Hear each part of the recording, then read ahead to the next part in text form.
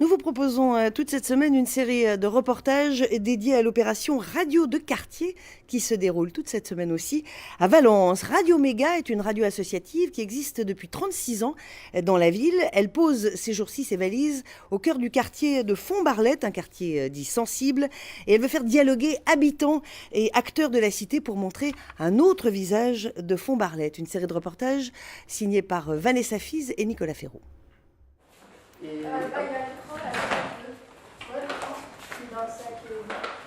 Voilà, nous sommes dans les locaux de Radio Méga et la radio s'installe pour toute la semaine dans le quartier de Font-Barlette. C'est l'heure du déménagement.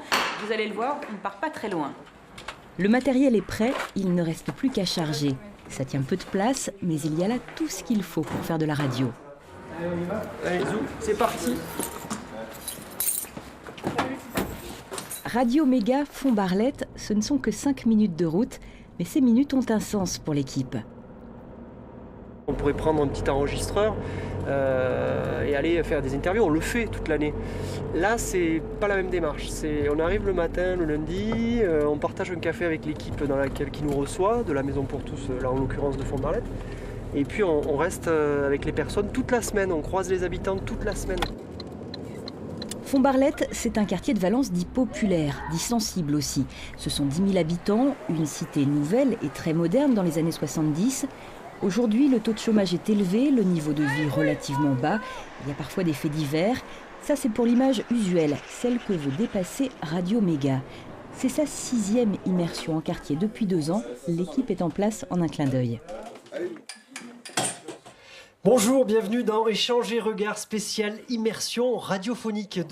2 heures d'antenne par jour, les acteurs du quartier, les habitants vont se succéder au micro. Vous parliez d'éducation populaire, on la sent ici sur ce quartier. Ah ouais, on la sent avec les différentes associations qu'il y a, les volontés aussi des habitants, on le sent aussi à travers la volonté des acteurs, des partenaires. Moi, je vous dis que je porte une association qui date de 40 ans. Oui, ce quartier a des difficultés, mais il a aussi des personnes qui sont capables de se mobiliser et d'être fiers de leur quartier. Et j'espère que vous en rencontrerez toute cette semaine. Premier volet évoqué, l'histoire, qui permet de comprendre une chose. La population de Font-Barlette est issue majoritairement de l'immigration du Maghreb et de plusieurs pays d'Europe. Ce mélange n'a pas versé dans le communautarisme, bien au contraire. Ils se retrouvaient dans l'idée même du déracinement. Voilà, et le besoin de recommencer une vie en France et à Valence en particulier. Donc cette solidarité, elle vient de là. C'est qu'ils avaient un but commun, c'est de recommencer cette vie et refaire des racines. En marge de l'antenne, un premier atelier se met en place. C'est l'autre versant quotidien de Radio de quartier. Question. Est-ce que le marché vous semble utile et pourquoi ? Elle a rajouté pourquoi. Et avec le pourquoi, eh bien là, qu'est-ce qu'on va voir? La personne, qu'est-ce qu'elle va faire?